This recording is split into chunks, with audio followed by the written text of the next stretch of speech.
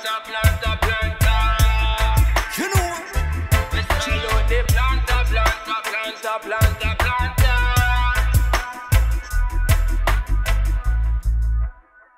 Hei sann YouTube, Mathias her. Temaet for denne videoen er så enkelt som hva det er jeg kan spise. Når noen folk hører at veganere ikke kan spise kjøtt, fisk, mjølk, egg, ost, smør, gelatin, kaviar, tran, honning og masse andre produkter, så er det noen som kan få litt hetta.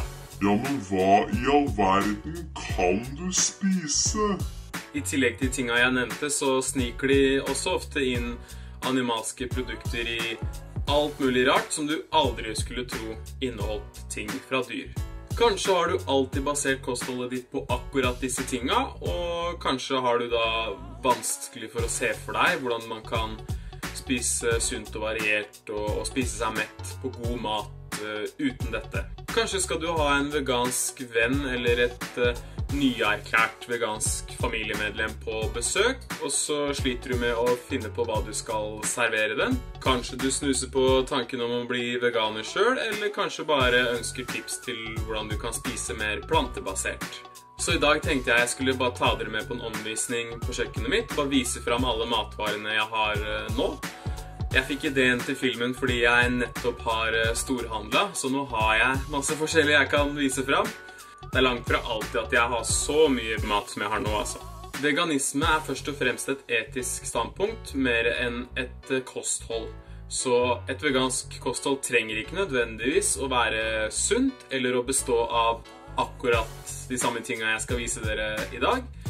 Du kan leve på pommes frites med ketchup og Oreo-kjeks, og fortsatt være en god veganer. Men hvis man som meg også bryr seg litt om ernæring og helse, så er det lurt å spise så variert som mulig. Og det er det fortsatt fullt mulig å få til uten animalske produkter. Har du dårlig råd eller mindre kjøkkenplass enn meg, så kan du fortsatt være en sunn veganer uten at du spiser fullt så variert. Da må du bare passe litt bedre på hvilke varer det er du kjøper. Den sunneste maten i verden er også den billigste. Tørka korn og belgfrukter, grønnsaker og frukt. Fra høyre her da, gule linser, mung dal. Disse bønnene jeg liker med mange navn. Fava-bønner, bondebønner, hestebønner, broad beans, åkerbønner. Havre, det er et must. Det må jeg alltid ha i hus. Fullkorns couscous. Det går veldig raskt og enkelt å lage. Bak her har jeg en blokk med svart fullkornsris. Når jeg kjøper fullkornsris, så pleier jeg som regel å kjøpe svart eller rød, fordi de er bedre på antioksidanter enn brun. Jeg kjøper det blant annet også. Og så liker jeg å blande det ut med hvit ris eller andre typer korn. Her har jeg noen stekte sesamfrø. Her har jeg en blanding med 3 typer quinoa, hvit, svart og rød. Quinoa er teknisk sett et type frø. Man tilbereder det og bruker det på en måte som korn. Teknisk sett et frø, men ernæringsmessig liksom en blanding av korn og belgfrukt, kan man si. Og når de er kokt, så ser de faktisk ut som en hav av mange små kondomer. Linfrø, maismjøl til å lage sånn palenta. Det lager jeg veldig sjelden, så den har jeg hatt ganske lenge, men det som er så bra med tørrvarer er at så lenge man oppbevarer de bra, så varer de jo så å si evig. Bulgur, mandler, tørka kidneybønner, basmati-ris. Den her bruker jeg nesten aldri av, fordi jeg får så mye ris fra Naima, når hun har vært på jobb på indisk restaurant. Jeg spiser mye indisk takeaway også. Lønnesirup. Det er jo det veganere ofte bruker i stedet for honning. Den flaske her fikk jeg av faren min etter at han hadde vært i Canada. De er også kjente for lønnesirup. Så jeg bare brukte den flaske her, for jeg synes det var fin, og fylte på det senere. 2 typer sauerkraut, surkål, som jeg fermenterer. En ganske plain med bare salt, og en hvor jeg også hadde med gulrot, sitronskall, karve og litt dill.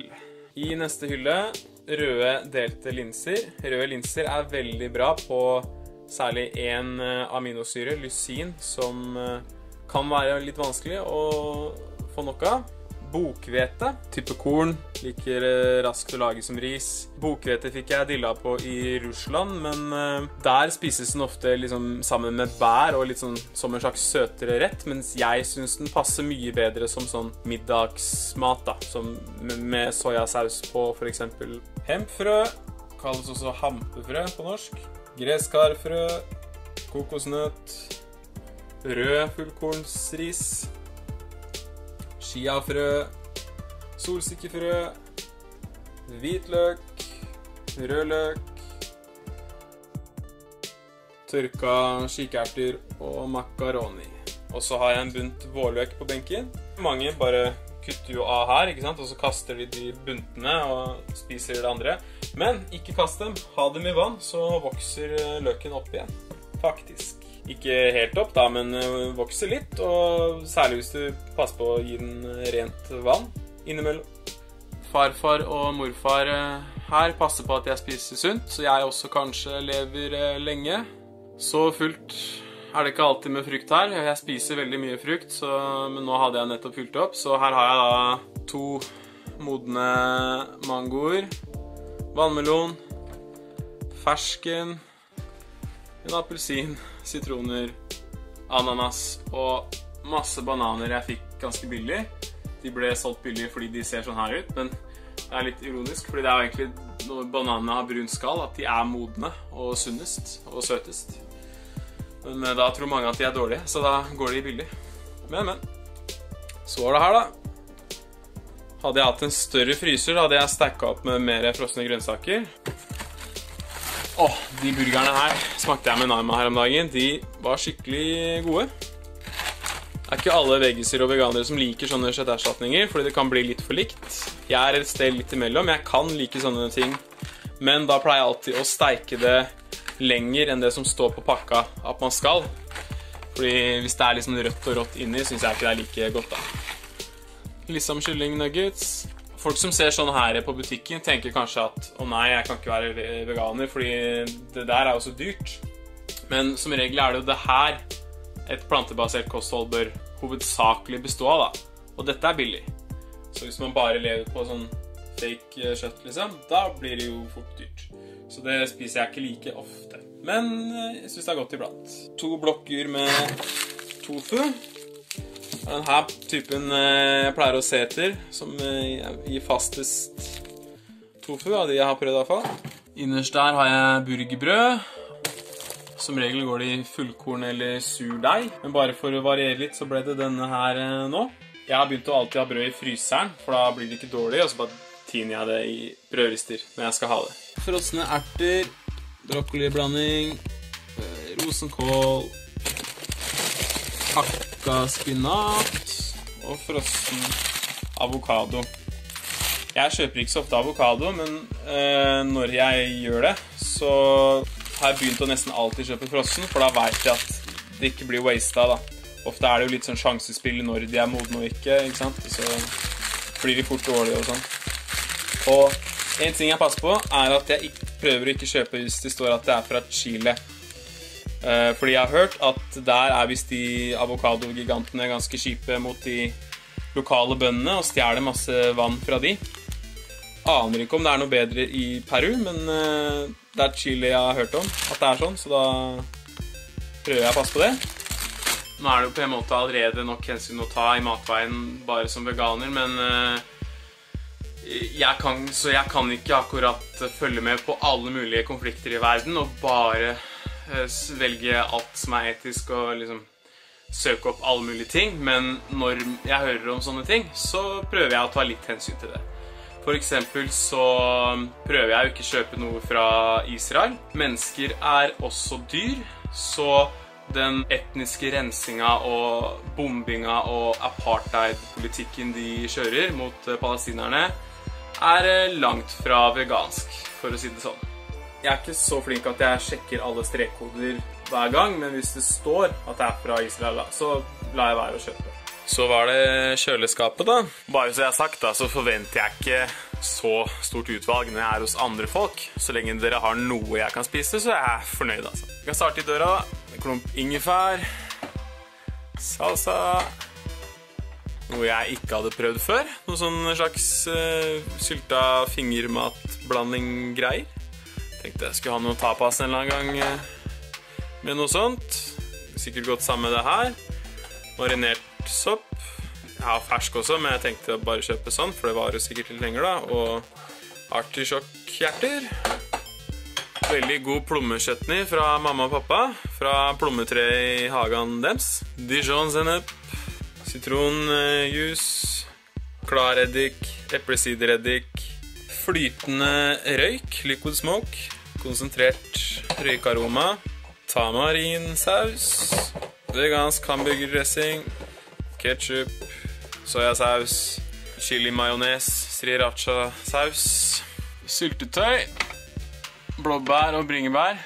Syltetøy er en ting mange ikke tenker over kan være animalske greier i, men sjekk bakpå om det står E120 eller karmin. Det er et rødt fargestoff som ofte brukes i syltetøy, som er lagd av kverna lus.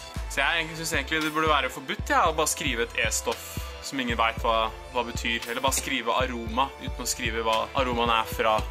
Hadde det bare stått kverna lus på selve krukka, hadde det vært mye lettere for folk å velge vegansk. Men disse to i hvert fall er veganske da. Peanøttsmør, 2 typer kikertpålegg, hummus og tomater og kikerter. Vegansk leverpostei. Den er veldig god, men den varer ikke så lenge etter man åpner den, så bare pass litt på det. Ofte varer jo plantegreier mye lengre enn animalske ting, men her er det et unntak. Vegansk smør, bruker ikke så mye på skiva, men i matlaging innimellom. Alprosin sojayoghurt, den er veldig allsidig, funker til mye forskjellig, dip for eksempel. Og så finnes det jo veganske oster og sånn kjøttaktig pålegg for de som vil ha det også. Champignon, dadler, tilbud på jordbærkurver, 2 for 25 på grønnsakssjappa i nærheten av meg. Det var ganske bra. Bak her har jeg noe sylta ingefær, sylteagurk, både skiva, som jeg liker å ha på denne, blant annet, og hele. Så er jeg blitt ganske svak for alkoholfri øl. Det hender jeg kjøper juice eller vegansk sjokolademjølk, sånn av soja eller havremjølk for eksempel. Men når jeg har det i hus, så går det unna veldig fort, så jeg prøver å stort sett drikke vann, men Munkholm er også ganske godt. Paprika.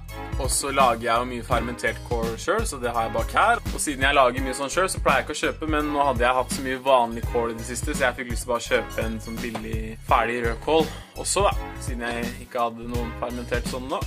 Så var mamma så snill å lage vegansk potetsalat til 17. mai, som jeg fikk med en liten rest av.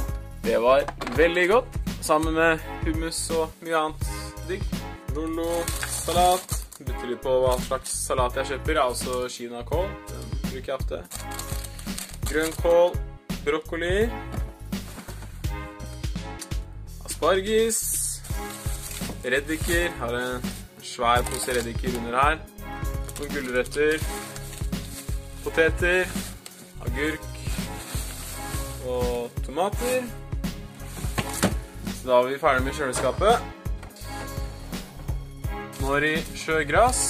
Her også, bare i sånn stekt chipsform. Litt nudler. Ikke stekte sesamfrø. Valnøtter. Ja, litt forskjellige krydder som jeg har i hylla. Også da, taco-kit. Hakka tomat. Bønnestyrer, tomatbønner, mais.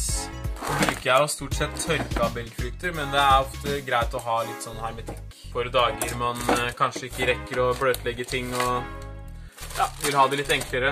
Her har jeg da litt potetgull og linsegull, linsechips.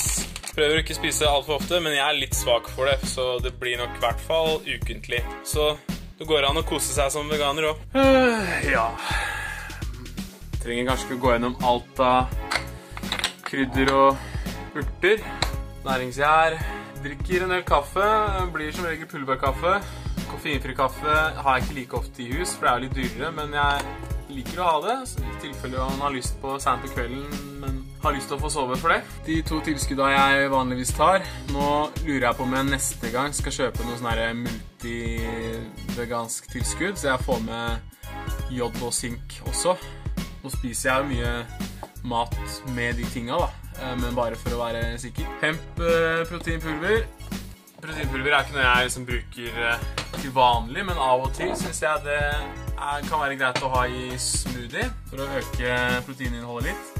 Hemp veldig bra på kvalitet, ikke kanskje så alltid bra på smak, eller det ikke alle som liker det i hvert fall, og det passer ikke i alt, så hvis jeg vil ha litt sånn søtere smoothie, så bruker jeg den her, med vaniljesmak og stevia da. Og så har jeg rosiner, kakaopulver, sukker. Jeg baker så å si aldri, litt bakepulver her, men det fra Naima som man har satt igjen. Og så litt forskjellig te. Så det var alle matvarene jeg har i huset akkurat nå. Håper du fikk noen tips. Gjerne like, abonner og legg igjen en kommentar. Fortell meg hva slags filmer du har lyst til å se fremover. Det noen av varene jeg har vist nå som du lurer på hvordan man lager? Det matglede, eller ernæring, eller treningsfilmer som mest interessant? Eller andre ting? Fortell meg hva du syns, og så ses vi senere.